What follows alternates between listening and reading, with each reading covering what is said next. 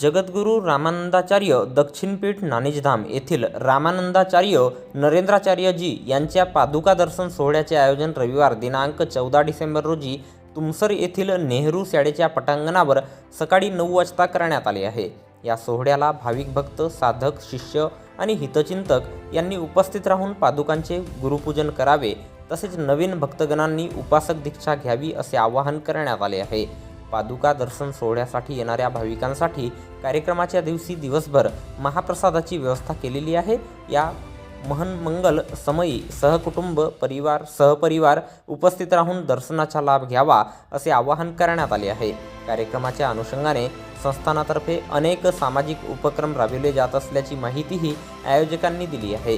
यामध्ये ग्राम स्वच्छता अभियान, शैक्षणिक उपक्रमांतर्गत इंग्रजी माध्यमांची मोफत शाळा, मोफत वेदपाठ शाळा, मोफत दवाखाना, 165 जणांचे मरणोत्तर देहदान, 91 अवयवदान, आतापर्यंत 90 नेत्रदान यासारखे वैद्यकीय उपक्रम यांचा समावेश आहे। विशेष म्हणजे महाराष्ट्रातील विविध महामार्गावर 53 रुग्णवाहिका 24 तास अखंडपणे अपघातग्रस्तांच्या सेवेत मोफत कार्यरत असून यापैकी एक रुग्णवाहिका भंडारा जिल्ह्यात कारधा टी पॉईंटवर असून तिचे कार्य महाराष्ट्रात 1 नंबरवर आहे।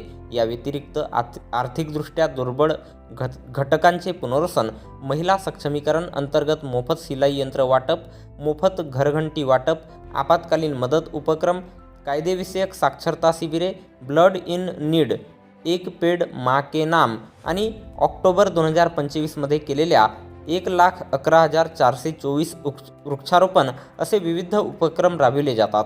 जानेवारीमध्ये झालेल्या रक्तदान शिबिरात 15 दिवसांमध्ये 1,36,270 रक्त कुपिकांचे संकलन करण्यात आले होते। सदरील माहिती पूर्व विदर्भ उपपीठ प्रमुख राजेंद्र भोयर, उपपीठ पूर्व विदर्भ व्यवस्थापक प्रवीण परब, भंडारा जिल्हा निरीक्षक संतोष भुरे, जिल्हा सेवा अध्यक्ष नितेश वंजारी, जिल्हा महिला अध्यक्ष वर्षा फंदे, जिल्हा सचिव होमराज वनवे, जिल्हा युवा अध्यक्ष आशिष बालपांडे, जिल्हा कर्नल श्रीधर वैद्य, जिल्हा प्रसिद्धी प्रमुख विष्णुदास तडवेकर आणि तुमसर तालुका सेवा अध्यक्ष ईश्वर सेबे यांनी दिनांक 10 डिसेंबर रोजी सायंकाळी 5 वाजता दरम्यान एका प्रसिद्धी पत्रकाद्वारे दिली आहे।